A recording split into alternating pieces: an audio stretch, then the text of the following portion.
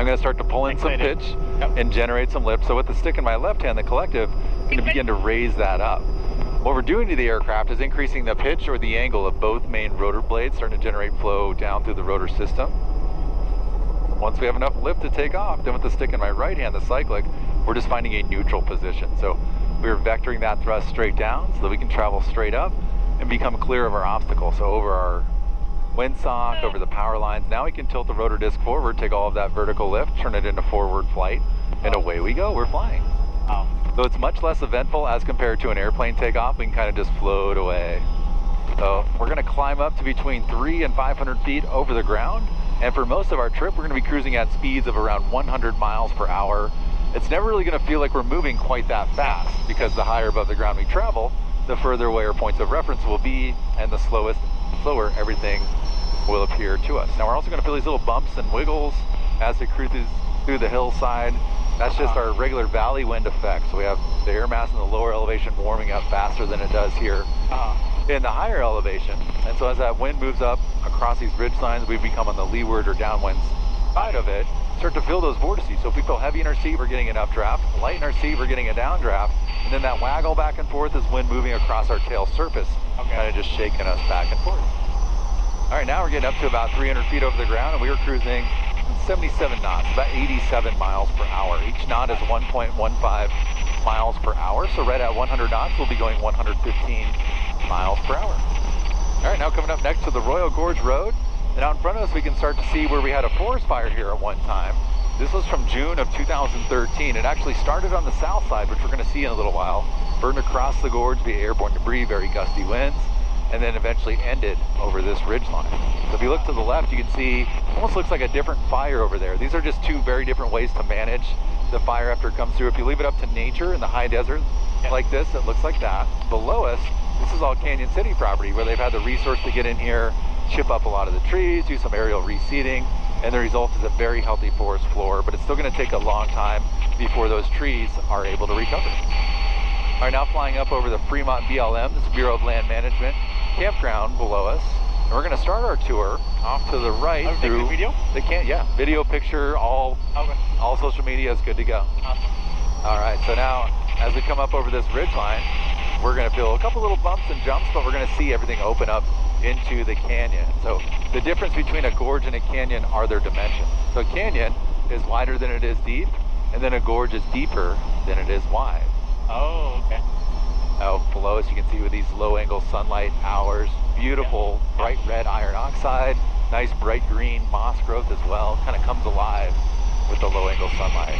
Now down below us in the bottom of the canyon is the Arkansas River, right now flowing around 1,000 cubic feet per second, so really good flow rate. A lot of happy raptors down there today.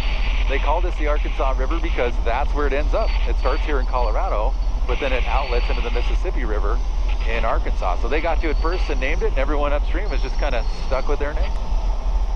Now in front of us, we're starting to see a more recent fire. This was from last summer, so this is what it looks like a year later. Still some carbon left to wash off the trees. You can see still the red outline from where fire bombers came and laid down a slurry line. Beyond that, that's not fire. What we're seeing is fire mitigation, where forest crews get in here and chip up some dead trees, some underbrush, in an effort to kind of fireproof the forest.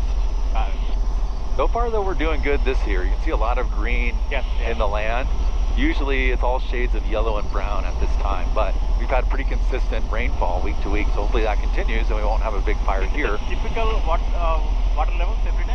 No, this is a little higher than normal. Usually it's about, usually we have about 500 cubic feet per second rate of flow this time of year, but we still have snow from a very good winter melting out of the central mountains.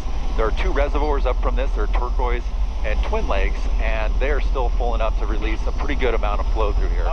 They regulate how much water comes through, and they're still having to dump some. So probably in about 2 weeks, we'll be down to 300 cubic feet per second, and then it becomes kind of like a lazy river. So still really good late season rafting going on there.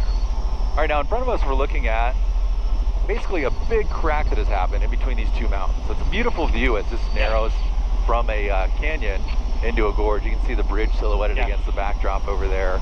So at one time, this was all part of the same mountain, but through upheaval or seismic pressure pushing from underneath, cause these two features to split apart. We can see that from our vantage point, from our bird's eye view. This ridgeline would have fit in over here. Yes. That ridgeline would have fit in over there, and that continues all the way through the gorge. But if you're on the water or next to the water, especially when it's flowing this heavy, you would theorize that the water carved this out, but that's just not the case. It was all seismic. All right, now we're coming up to the south rim of the Royal Gorge. You can see more of the same burn scar from 2013. So again, over here, chipped up a lot of the trees, have done a lot of seeding. 2,000 of the 3,000 acres burned down over here. This all used to be juniper forest. How did that happen? It was all considered road debris. 9 times out of 10, that's a cigarette butt that's flicked out of a window. But it was so dry, so windy, it really could have been any little spark out of a vehicle that started up. All right, now as we come up to the Royal Gorge Bridge and Park, you can see it's a beautiful bridge. It's in a beautiful location, but there never was a practical reason to bridge this gap. And there's really nothing special to cross to on one side or the other.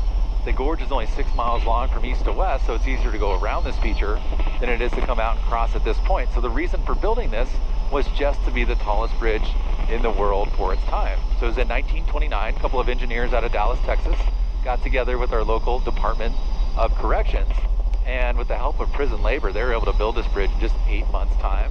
After 8 months, we have a bridge that is 955 feet over the Arkansas River, and that made this the tallest bridge in the world through 2001. Tallest suspension bridge through 2003. Now it's down into the top 4 worldwide. So now that list goes China, Russia, China again, and then the Royal Gorge Bridge here at number 4. But it still is the tallest suspension bridge in the Americas, which is great to have here in southern Colorado.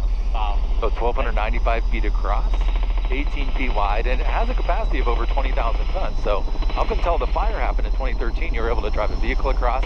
Now they've changed insurance companies, so it's different policy, and it's left open as a footbridge. Now we're gonna come back, we'll do a right-hand orbit over the bridge, and I'll detail what's new and what's old, and what we lost as a result of the fire. That's actually a drainage. So if you look, it's draining water over the railway track, because this canyon, we'll see it very clearly when we come back, it has a lot of water that rushes through there. It's a lot of bedrock. So as rain falls, the soil has very low infiltration rate.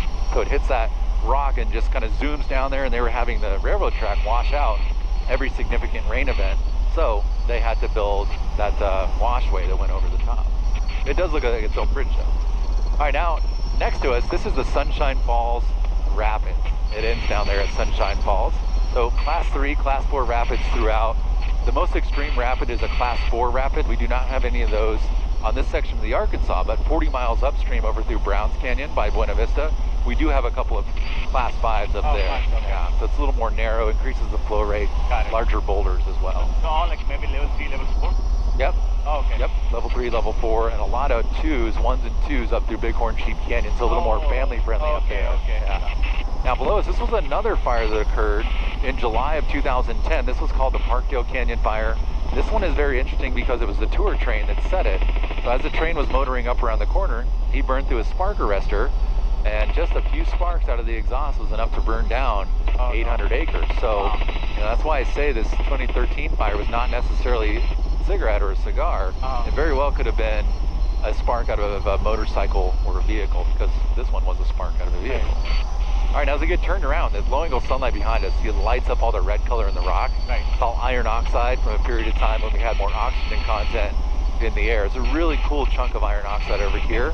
Towards the bottom of it, you're gonna see a dark strip that goes through there. Yeah. That's where lava had come through at one time, just kind of injected itself there. Okay. Yeah, just really cool rock hounding out here. All right, now we're gonna go fly over the old overlook. It looks like a little port sitting out there on the end of that rock. Originally, this was part of a mini train that would run through here. Now it's being converted into a boardwalk, and they're going to put in little campgrounds and little cabins everywhere you can see a road. Right. So hopefully by the end of next summer, they're going to have most of those in. Just more places for people to stay, so it's going to bring in more people to the area. We're excited to see all that.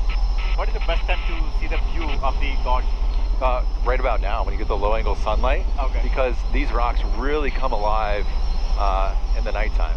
As the sun starts to set, you get such a wide range of brightness and color from the sun.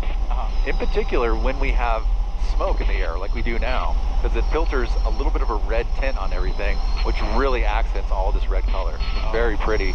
So if you wanted to hike up through Tunnel Drive, down at the bottom of Highway 50, and then watch this right at sunset, right about like 8 o'clock, 8:30, really beautiful. It's almost like the rocks are alive. All right, now we're going to come up over the new visitor center here. So this replaced a courtyard setting of about 30 different buildings. When the fire came over, see, it did so from that ridgeline to this one. So airborne debris landing on rooftops is what caused most of the damage.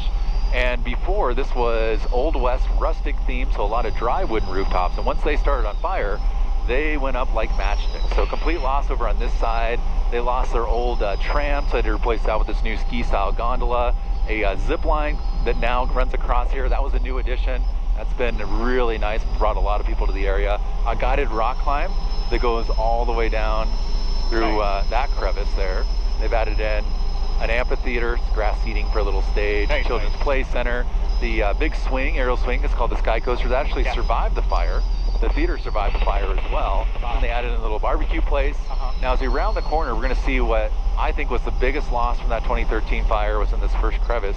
That was the old incline, built in 1931, but just could not outlast the 2013 fire. It's gonna be around $10 million to replace to today's standards, but it's gonna be probably 5 to 7 years before they replace that. Once they have that in place, though, they're gonna do zip lines and rock climbing routes to the bottom, where you can ride that back to the top, so it'll add a whole new dimension towards action adventure in this area.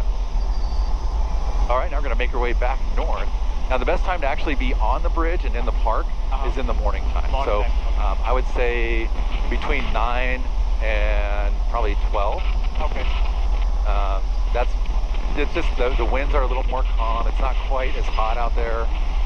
There are less crowds first thing in the morning. And then you're more likely to be able to have the gondola ride. When it becomes anything over 30 miles an hour wind, they shut the gondola down. And if you're after doing the zip line, shuts down with very light winds as well, maybe about 20 miles per hour. So in the morning time, it's much more calm in this area. But as far as viewing the rocks, that sunset is the best if you're gonna hike to a trail and do that. All right, now coming over the classic zip line course, 9 different towers over through here. We're gonna follow that all the way down towards the highway and get set up for our southeast wind approach. So we're going to take this right quartering tailwind and turn it all the way back around into a headwind with a left-hand traffic pattern. You always want to land aircraft into the wind. That gives you your best performance. For the helicopters, to keep the streamlined fuselage into the wind as we slow down. And then it keeps our rotor wash, all that recycled airflow we're causing with our rotor system, behind us. So now we have a tailwind. We're going to flip that around into a headwind. Same sort of maneuver that a hawk or an eagle would use to kind of line up like a bug or a mouse in a field. That's exactly what we're doing here. Now as we get lined back up with the wind and slow down further, we're going to start to feel just a little vibration through the rotor system. That's going to be our own recycled airflow starting to catch up with us. So we're going to have a little smooth airflow over the front of the rotor, but then a little bit of that recycled airflow just catch up from the rear of the fuselage all the way to the front and coming in for set down. Now after we set down, remember the boys will be right out to assist you. They're going to open the door for you, and then just make sure to exit to the front so we can stay away from the tail rotor and the hot exhaust we have out there behind us. What's your name? My name is Eli. Eli. There we are, safe on the ground. What's that? Eli Manning? No, it's. I wish I had Eli Manning stats, right? 2-time Super Bowl champion. Yeah. There we are, safe on the ground. I'm starting to see a lot more Elis out there. Yeah. When I was in school, I was like the only one I knew of, but now it seems like I run into one every 2 weeks or so. Oh, nice. I mean, there's somebody that has an Eli in their family or is an Eli on a flight, so it's really good to see that name make a comeback. Yes. Yeah. All right, boys will be right out as soon as they can. You guys have any questions while we wait?